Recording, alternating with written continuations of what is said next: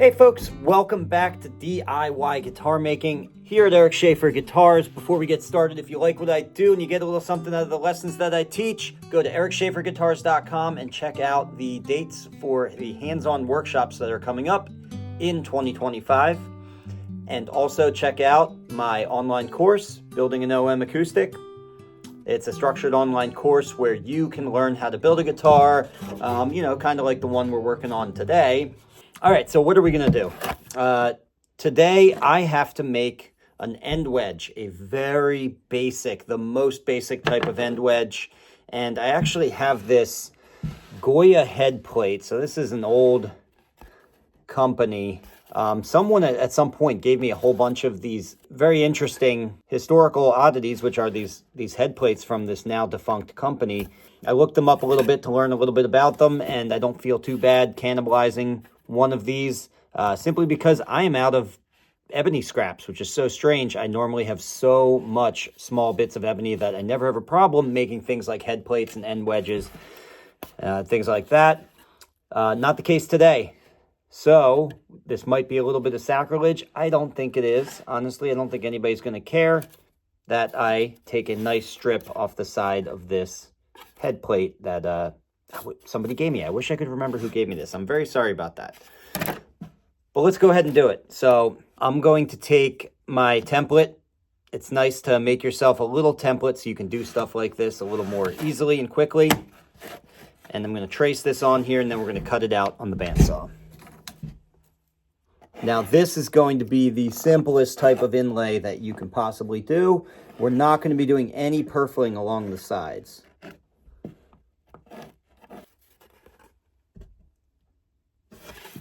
Let's cut it out.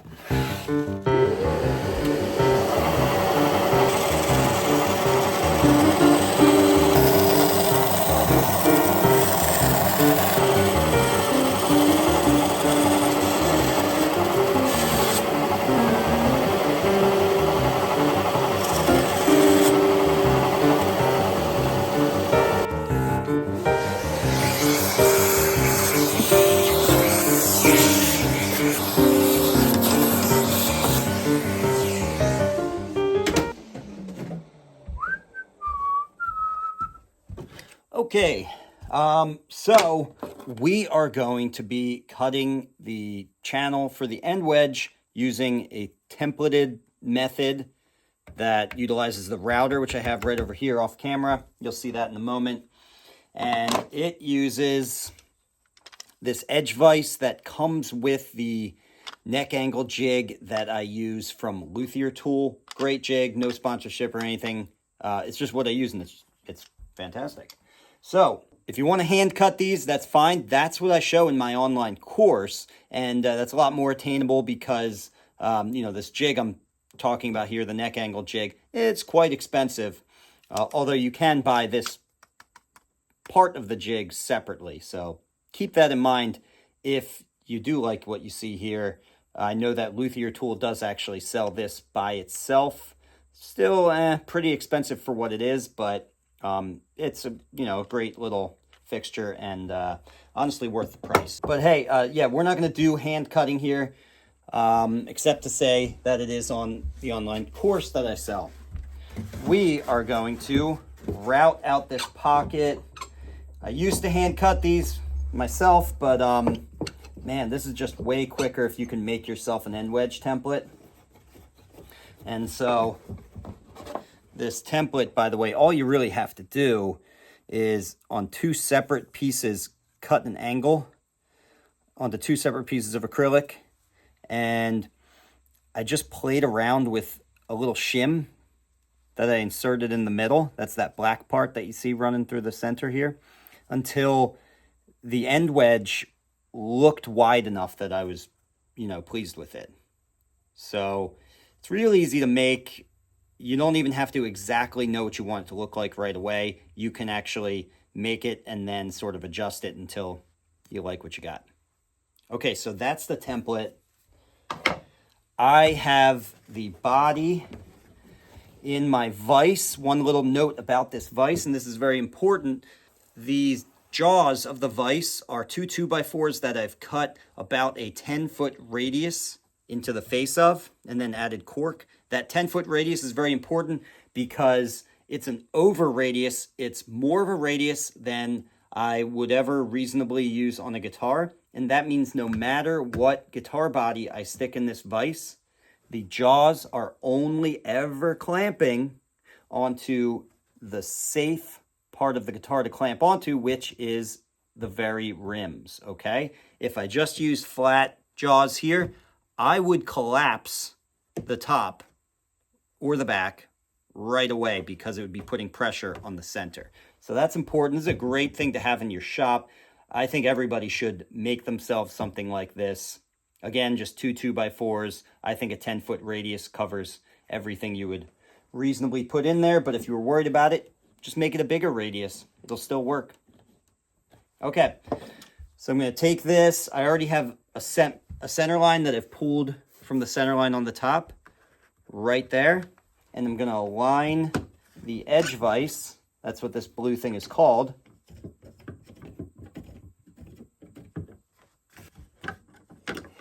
And I'm going to take this template out. This is a mortise template for when I cut my mortises. So the way that this system works as far as the neck angle jig, you have lots of templates for different things, mortises, tenons, and in this case, end wedges. And then you also have, very important, the alignment template, which is simply a blank template with these crosshairs in here so that you can line up your vise on dead center.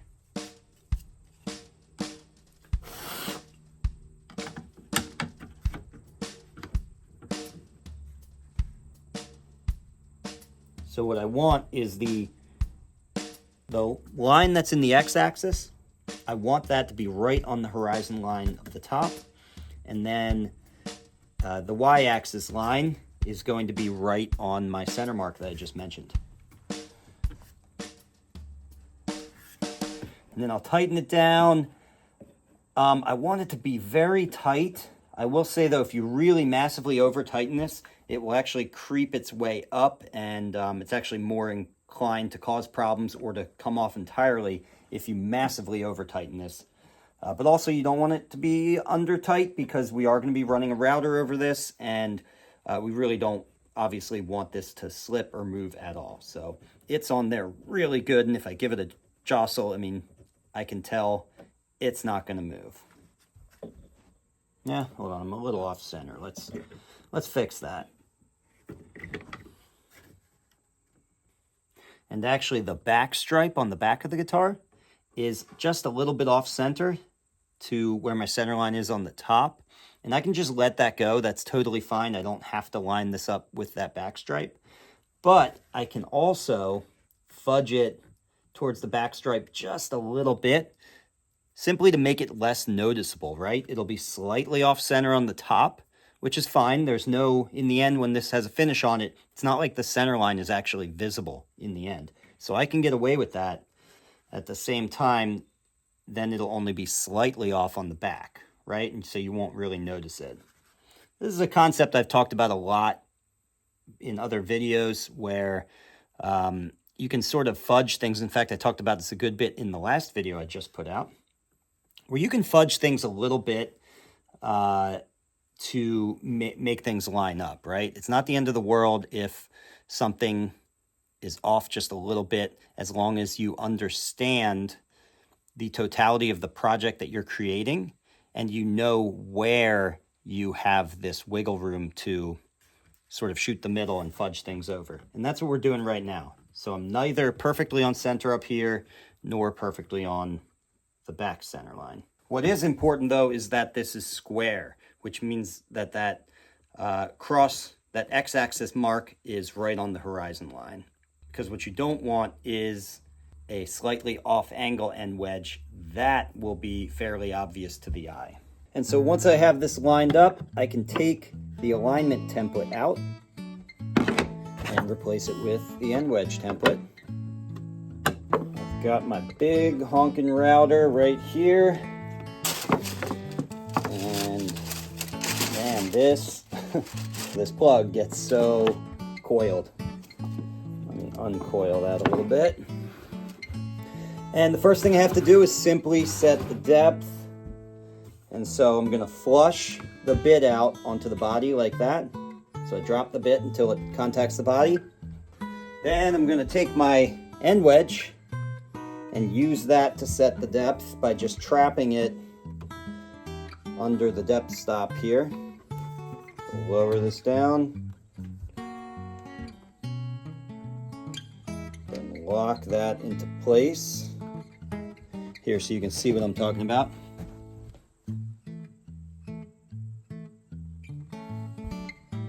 Now I'll pull that out. And we're ready to go. So this is really simple, guys. So now all I have to do is route out this pocket following the template that I have in place. I should mention this all works because there is a guide bushing right there, okay? So you need to get yourself a guide bushing. There's threads on the plunge base portion of your router. Those guide bushings just screw right onto those threads. And before I even start the tool, I can go ahead and drop it down to that depth that I just set. And now this is important. What I'm going to do is I'm going to, well, let me explain it this way. So the end wedge opens up wide towards the top, okay? So on this side, it's going to be wider and wider than the bit that I'm using. And so what I don't want to do is enter on one side and then swing all the way around and exit onto the face on the other side, okay? Because what's going to happen is it's going to blow out onto that edge, because routers and things don't really like 90-degree edges like that. There's always the tendency for the fibers to tear out and onto the face and for it to look bad. So the first thing I'm going to do is I'm going to turn this on and I'm going to enter on one side and then enter on the other side, and then I can come down and do the rest of it. And then finally, I'm going to do the same thing on the other side. Even though that's the skinny side, it's about the same size as the bit. So I don't need to, move it back and forth like that. But I do want to at least stop the tool, reset it down on this side, and then enter this way. Okay? I mean, the easiest way to think of this for really any routing operation like this is that you just always want to make sure that on those 90-degree edges that you're always coming from the outside into the workpiece rather than pushing out onto the face.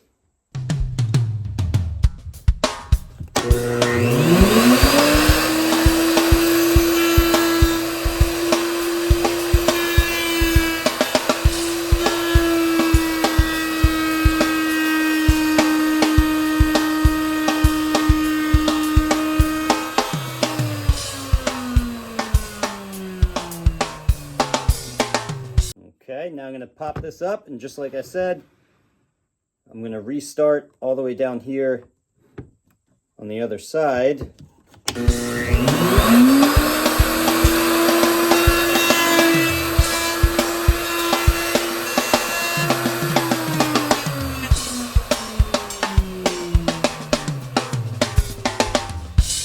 And that's it.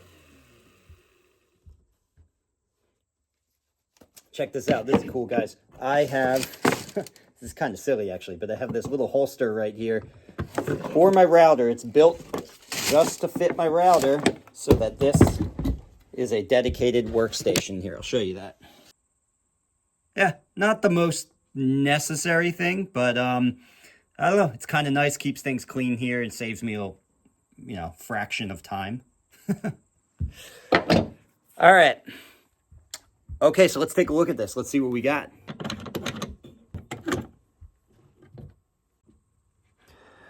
Okay, check this out, guys. I did actually get this one right in the dead center of the end wedge there. This one fiber that came out. It was still hanging on there. If for whatever reason you still get a, tiny piece of tear out there, we're going to put binding here and so it'll get covered up. But this piece was a little bit long. It's hard to show you exactly how far out it went, but it would go out about that far. So that's pretty far onto the face. That would be visible. But hey, I've got the fiber right here. So this can actually be a very easy fix. You could use super glue here, but super glue tends to stain softwoods. This is Western red cedar, which I think is especially prone to that staining problem from super glue. So what I'm going to do is just try and get a tiny bit of tight bond under this thing. You hardly need any at all. I can push that glue down into the crack with this little shard of ebony that I found on the floor.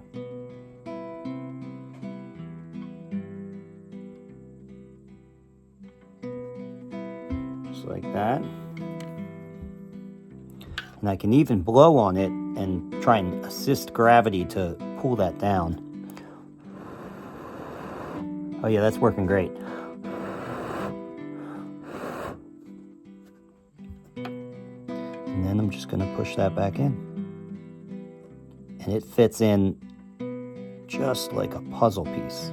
It's really pretty cool.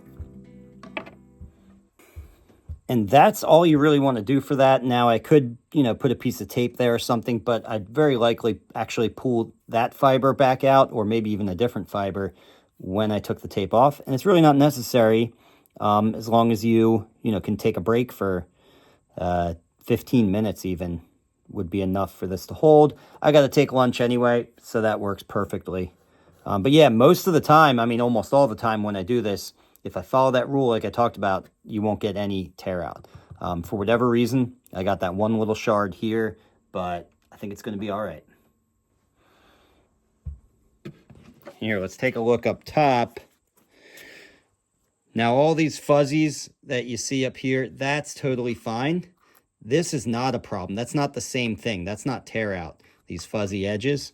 I still have a perfectly crisp, clean edge on the inside, and all I have to do is when I glue in the end wedge, is I'm going to leave these fibers standing up. And then just glue it in, and after the fact, we can sand it, and those fibers will come right off, leaving us a perfect looking end wedge. All right, I'm going to go get lunch, and then we'll keep going with this.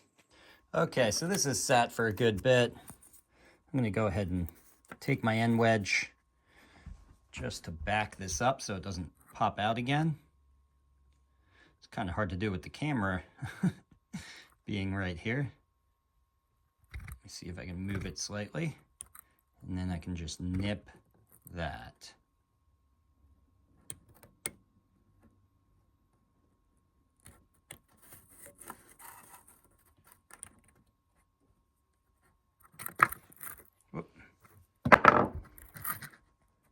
All right, I knocked the camera over, but I successfully cut that piece back. And now before I glue this in, I have the opportunity to place it in here like so, and just give it a little wiggle to see if the fit is good, because I still have the opportunity to take this out and just sand it ever so slightly to adjust the angle so that it fits a little tighter. But actually, this fits plenty tight as it is.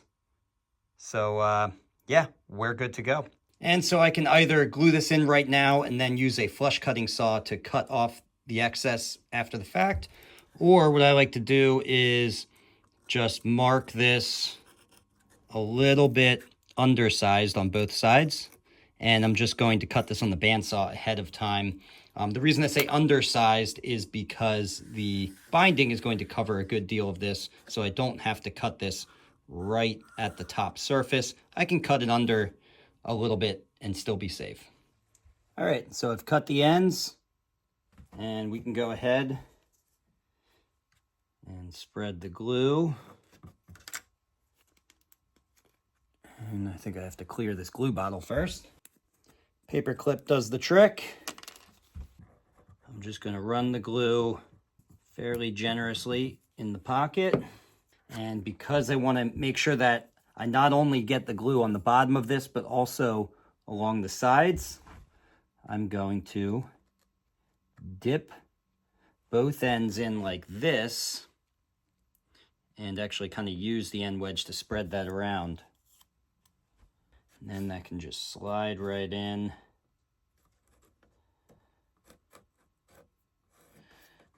And just a reminder, I've stood up the fibers before I put this in. There's no need to come in with a razor blade or something like that and try and clean up those fibers. In fact, if you do, you'll end up rounding over that nice crisp edge, and you'll be worse off than if you just simply left them alone. So stand up the fibers, slide that in. I like to give it a nice press with my fingers to get a little pressure into that wedge. And then you can just put a weight on it. Now we wait.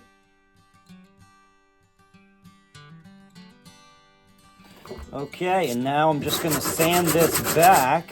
As you can see, those fibers just come off right away, like I said.